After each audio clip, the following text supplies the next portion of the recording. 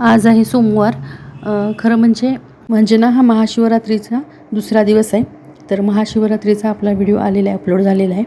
त्या दिवशी केलेली पूजा वगैरे किंवा उपवासाचं मी काय संध्याकाळी जी पूजा केली सगळं मी शेअर केलं आहे त्या व्हिडिओमध्ये आपल्याला.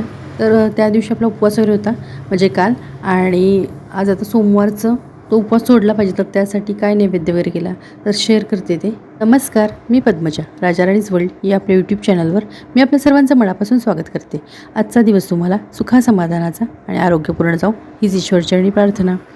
तर बाकीचं आवरल्यावर ना म्हणजे सकाळची सगळी कामं आटपली.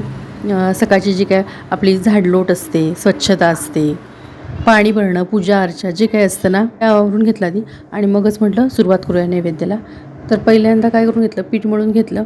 पीठ मळून बाजूला वगैरे ठेवलं आणि आता म्हटलं कुकर लावायचा. तर त्यासाठी तांदूळ वगैरे भांड्यामध्ये काढून घेतले पातेल्यामध्ये, आणि आता कुकर लावून घेते. आणि नैवेद्य वगैरे दाखवायचं थोडंफार काही काय असेल ना, आपण विशेष काहीतरी करतो. तर मी आज काय काय करते किंवा नैवेद्याला काय काय दाखवलं किंवा उपवास सोडण्यासाठी काय केलं तर ते शेअर करते. तर आता आधी कुकर लावून ठेवते. उपवास झाल्यानंतर कसं वाटतं आपल्याला, चटपटीतही खावं वाटतं आणि थोडंसं गोडसरही करावं लागतं, कारण नैवेद्य करायचं असतं त्यामुळे थोडं गोडही करायचं असतं. तर तसंच केलेलं आहे मी दोन्ही. कारण चटपटीतही म्हटलं थोडंसं असावं, आणि हे करणार आहे ना त्याला वेळही लागत नाही. त्यामुळे सकाळची सगळी कामं आधी आटपली, कारण म्हटलं हे कसं आणि गरम गरम खाल्लं की छान वाटतं, म्हणजे त्याची टेस्ट जी आहे ती भारी. म्हणजे आता आधी सकाळी करून ठेवली आणि नंतर बाकीची कामं आवरण्यापेक्षा म्हटलं आधी बाकीची सगळी कामं आवरली आणि आता म्हटलं गरम गरम करूया, आणि वेळही लागत नाही त्यामुळे म्हटलं नंतरच करूया. तर आधी मी म्हणत होते वरण भात वगैरे करूया, पण मुलं वगैरे नको म्हटलीत वरण भात वगैरे. त्यामुळे काय करणार आहे, एकच करणार आहे, आमटी भाजी एकच करणार. पण नेहमीपेक्षा ना भाजी वेगळी केलेली आहे. साधारणतः आपण कसं करतो, म्हणजे उपवास सोडायचं असलं की एक ठराविक मेनू असतो म्हणजे वरण भात. कारण कसं असतं, उपवास आदल्या दिवशी केलेला असतो त्यामुळे, म्हणजे तेव्हा उपवास कसा असायचा पूर्वी एकदम निराहार वगैरे फळं वगैरे खाऊन. आता आपण खात असतो म्हणजे आपण खिचडी वगैरे, ताक म्हणा, खिचडी म्हणा, किंवा उपवासाचे इतर पदार्थ तळलेले असतात. आणि बरेचसे आता पदार्थ म्हणजे बरेचसे असतात. ती साबुदाण्याचंच करायला तर कोण खीर करतं, कोण साबुदाण्याचे वडे करतात, अगदी साबुदाण्याचा डोसा पण करतात, किंवा लाडू असतात, राजगिऱ्याचे लाडू असतात, वेगवेगळे शेंगदाण्याचे लाडू असतात, चिक्की असते, अनेक प्रकार असतात आता अलीकडे आपल्याला. किंवा बटाट्याची भाजी, उकडलेली बटाट्याची भाजी वगैरे असं असायचं. शेंगा, दूध, ताक, बरंच म्हणजे अगदी बरेच प्रकार आहेत. पण आता इथं मी सांगत बसले तर आपला व्हिडिओ हा पूर्ण कंप्लीट होईल, इतके पदार्थ असतात. पण खात असून पूर्वी कसं फळं वगैरे, दूध, तर पूर्वी म्हणून हलकासा आहार घेत होती, किंवा गोड असा एखादा पदार्थ करायचा.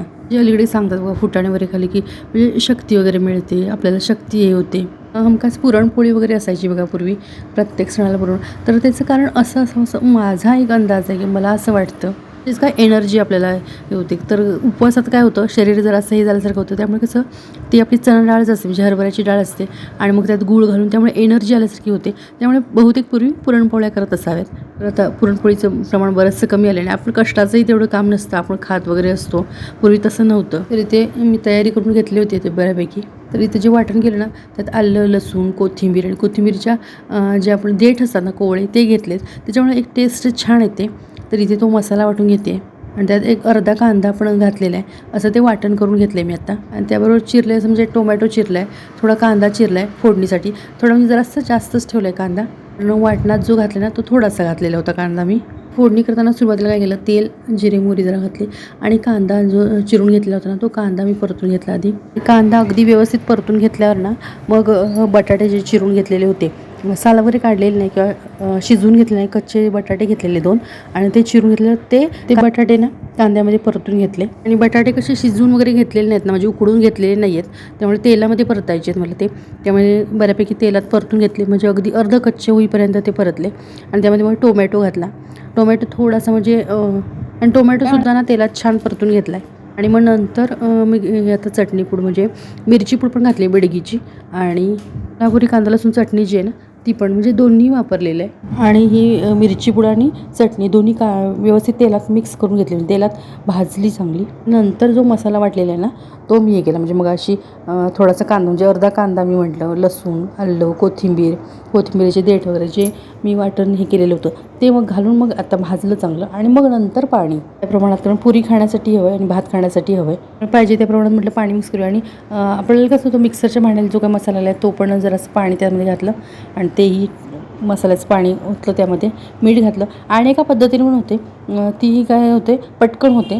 ह्याला आता मसाले वगैरे आपण वाटत बसतो तर तसं नाही, तर त्यात मी खोबरं, कांदा, लसूण, आलं, कोथिंबीर सगळं एकत्रच वाटते आणि बटाटा चिरून घेतला चालतो, उकळून घेतला तरी चालतो आणि तेलामध्ये तो मसाला वाटायचा, बटाटा भाजायचा, म्हणजे त्याला जास्त हे करायला लागत नाही, पण चवीत मात्र फरक पडतो. पुऱ्या अजून करायच्या आहेत. मिस्टर निघालेत बाहेर आणि अशी पूजा सकाळी करून घेतलेली, शेअर केली नव्हती. सकाळीच ना अशी पूजा करून घेतलेली, फक्त शेअर केली नव्हती आणि आता नैवेद्य झाल्यावर तिथे दाखवून घ्यायचं आहे. या अशा पुऱ्या पण तळून घेतल्या आणि हा नैवेद्य वाढून घेतला. नैवेद्य दाखवून घेईपर्यंत बाकीच्या पुऱ्या होतील सगळ्या आणि ह्या पुरी भाजी म्हणजे भाजीला किती कलर सुंदर आला आहे बघा. महाशिवरात्रीच्या दुसऱ्या दिवशी असा नैवेद्य केलेला आणि हा व्हिडिओ टाकायला फार लेट झालेला आहे आणि महाशिवरात्रीचा आपला आलेला आहे त्या दिवशीचा मी अभिषेक वगैरे घातलेला वगैरे सगळा व्हिडिओ मी अपलोड केलेला होता आणि हा लगेच टाकायचा होता, पण काही कारणांमुळे राहिला. आता म्हटलं तो आपण शेअर केला तर हा पण शेअर करूया. काय नैवेद्य केला दुसऱ्या दिवशी, आदल्या दिवशी उपवास केलेला, आदल्या दिवशी सगळे एवढे हे केलेलं, तर काय काय केलं तर ते म्हणून मी हा शेअर करते आता. आणि त्या दिवशी मग संध्याकाळी ना दळप असं करून घेतलं, कारण असं नैवेद्याचं जेवण असलं तर आता पुऱ्या तेवढ्या गरम गरम करायच्या आहेत तेवढ्याच आणि बाकीचं मग शिल्लकच असतं आपलं भाजी वगैरे. मुलांना पण असं आवडतं. तर परवा जोंधळ्याचं केलेलं, शेगावच्या गजाननांची पुण्यतिथी होती ना, तेव्हा मी केलेलं होतं जोंधळ्याचं दळप केलेलं होतं आदल्या दिवशी. तर गव्हाचं थोडंसं होतं शिल्लक, म्हटलं तर आता आज करूया म्हटलं, त्यामुळे आज हे दळप करून घेते गव्हाचं. संध्याकाळी वेळ पण आहे तसा. तर असा होता सोमवारचा दिवस, म्हणजे महाशिवरात्रीच्या दुसऱ्या दिवशीचा दिवस. तर आजचा व्हिडिओ आवडल्यास नक्की लाईक, शेअर आणि आपल्या यूट्यूब चॅनल अजूनही सबस्क्राईब केलं नसल्यास प्लीज सबस्क्राईब करा, किंवा हा व्हिडिओ तुम्ही नवीनच पाहत असल्यास प्लीज सबस्क्राईब करा. पुन्हा भेटू अशाच एका नवीन व्हिडिओसोबत. तोपर्यंत नमस्कार.